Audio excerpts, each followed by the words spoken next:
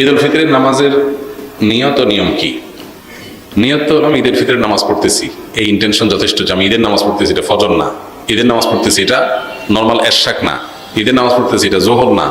এই যে পার্থক্য আছে, এই নিয়ত আছে, এটুকুই যথেষ্ট আপনার। এটাই হলো নিয়ত। মূলত আলাদা মুখে নামাইতুয়ান ইত্যাদি ইত্যাদি এগুলো বলার দরকার নাই। আর ঈদের নামাজের যে নিয়ম, সেটা হলো ঈদের নামাজ 2 রাকাত আদায় করতে হবে এবং 2 রাকাত নামাজের পরে খুতবা দিবেন খতিব সাহেব। জুমাতে বা অন্যান্য ক্ষেত্রে খুতবা আগে আমরা দেই, কিন্তু ঈদের নামাজের মধ্যে খুতবা হবে পরে।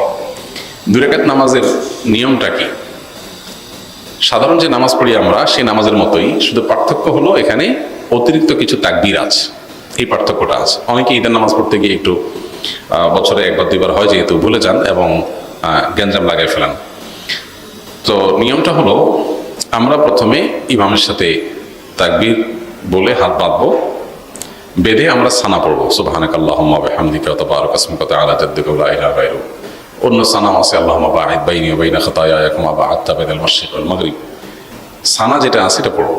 সানা পড়া শেষ, এরপরে অতিরিক্ত তাকবীর দিবেন ইমাম সাহেব। এই অতিরিক্ত তাকবীর আমরা কান পর্যন্ত হাত তুলবো এবং হাত ছেড়ে দিব। অতিরিক্ত তাকবীর কয়টা দিব এটারই মত পার্থক্য আছে। 2 মতের সপক্ষেই বিশুদ্ধ হাদিস রয়েছে।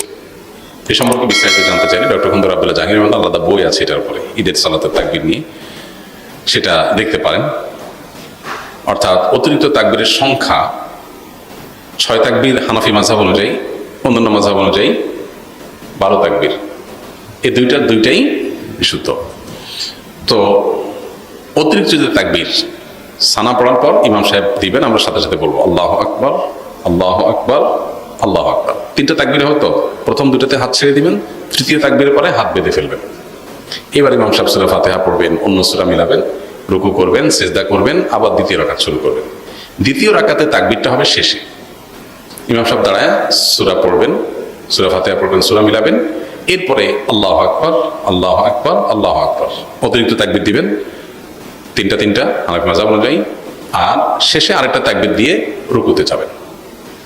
তাহলে 4টে হবে লাস্টে, 3টা অতিরিক্ত তাকবীর, একটা রুকুর তাকবীর, ব্যাস। এরপরে যথারীতি নামাজ, আত্তাহিয়াতু, দোয়া, মাসুরা, দুরূদ পড়ে আমরা সালাম ফেরাবো।